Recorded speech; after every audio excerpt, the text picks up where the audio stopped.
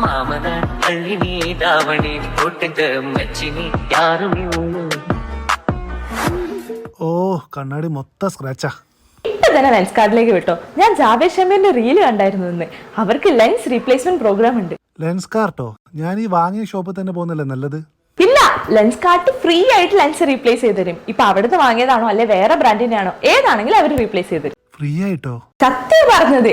നീ നിന്റെ power details അവർക്ക് കൊടുത്താൽ മാത്രം മതി. ഇനിയിപ്പോ വേണ്ടി വന്ന ഒരു ഫുൾ ആയി ടെസ്റ്റും അവർ ചെയ്തോളൂ. അതിനുശേഷം അവർ ലെൻസ് ഫിറ്റ് ചെയ്ത് തരും. പിന്നെ ലെൻസ് കാർട്ടിന്റെ പ്രൊഡക്ട്സിന്റെ ക്വാളിറ്റി ഞാൻ പറയണ്ടല്ലോ, ഇറ്റ്സ് ടോപ്പ് നോച്ച്.